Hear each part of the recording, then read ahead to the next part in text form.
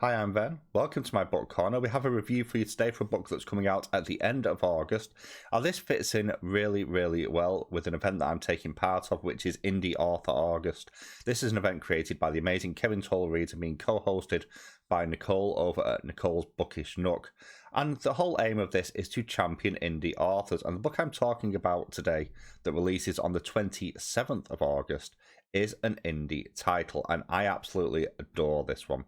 Today I want to talk about Liminal Monsters by Luke Tarzian, but first off, this review is going to be different to normal because of how left field this book is. I can't really talk about this novella the same way I do other books.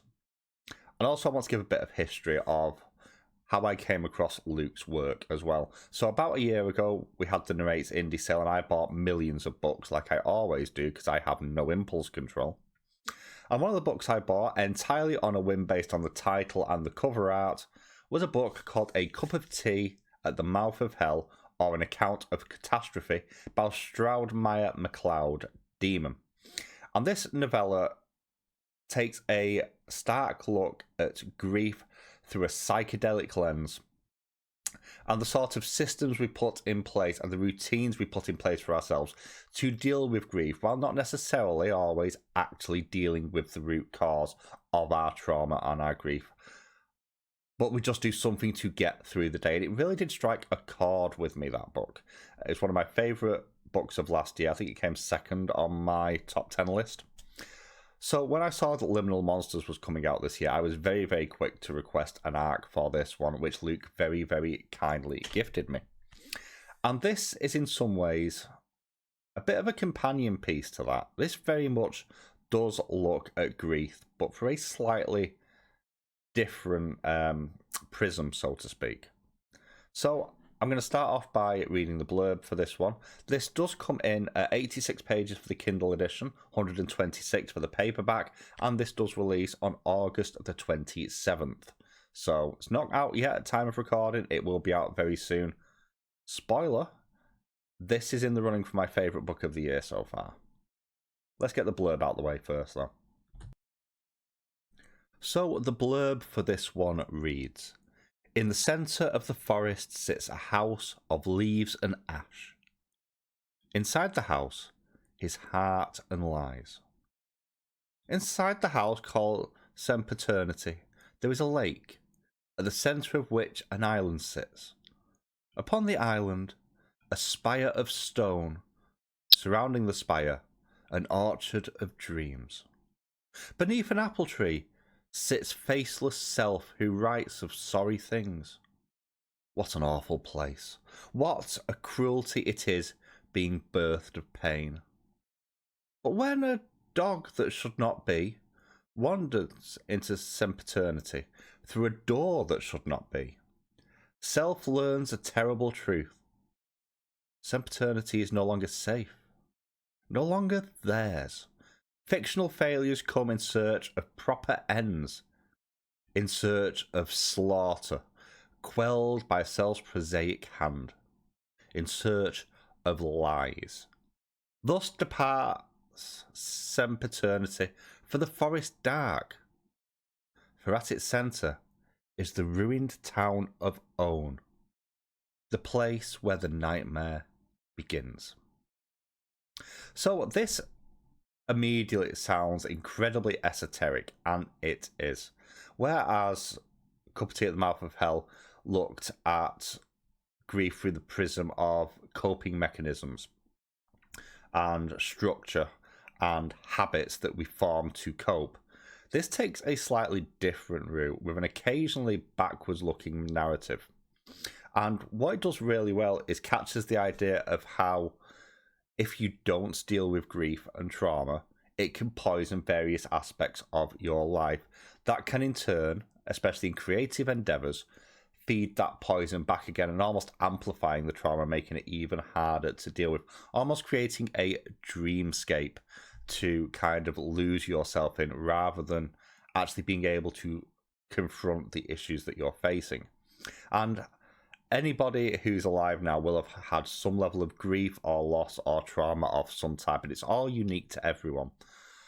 But just like Cup of Tea, there's points in here which really, really did latch for me really, really powerfully. And I could recognize things that I've gone through in my life kind of shown on the page in this incredibly psychedelic way of looking at things. And this does an amazing job as well of looking at both a realistic situation. So you have the character of Self kind of dealing with drink and addiction, so to speak, but also going through therapy, trying to confront it, and that not actually working for whatever reason, be it that it wasn't the right time, or as things sometimes are, just a pure relapse of thought, because as is mentioned towards the end of the book, grief and trauma never really leave us. And you then have those moments of the normal, so to speak, and then you have these incredibly vivid, almost acid trip-like scenes where you have a talking cat, you have a centaur that magically creates ice cream cones out of their backside.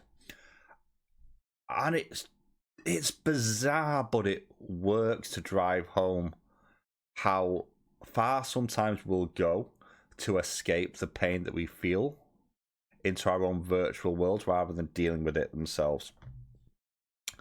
And there's a couple of quotes I want to share from this that I absolutely love. The first one is grief is wondrously monstrous. It is the implement by which we come to live in lies. The thing that births discordance in the melody of our hearts. And there's a level of truth to that is really, really powerful to me. And the other one that sticks, and this is perhaps the most true thing, it's something that people don't often realise. Healing isn't linear, and grief will always be. But you need not always fear that monster in between. And I love the messaging of that, in that sometimes you've got to accept where these breaks are. And sometimes you've got to accept that you're going to carry this with you forever. And the denial of this, rather than making it a part of you properly and acknowledging it, is actually far more poisonous to you as a person and will have far worse repercussions on you, both in your personal life, for yourself individually, and also the knock-on effects of people around you. The writing for this is incredibly vivid. It's incredibly dark as well. Again, I've used the word psychedelic a couple of times, but that is the best way I can use to describe this. It feels at times like you're in a depressed fever dream, and I love that. This just works so well as like an abstract look at how we fail to deal with our negative emotions sometimes. For me personally, Liminal Monsters is, as of right now of recording, it's the 1st of August. This is my favourite novella of the year by far, and it is most certainly in the running for my favourite read of the year. This is one of those books where I know there's a revision going on right now of the cover for A Cup of Tea as well, where once that revision is done, because the covers do kind of match, or mirror each other, I should say, that these are two books that I will be adding to my physical collection once I know the new cover is out for A Cup of Tea as well. I highly recommend this book. I don't think it's necessarily going to be for everyone. And also it's worth mentioning that this does class as horror. I'm not sure how well that fits, personally. It certainly fits more like literary speculative fiction to me. The writing is poetically beautiful, it's hard-hitting, and it uses its wild imagery incredibly effectively to drive home the message of the book.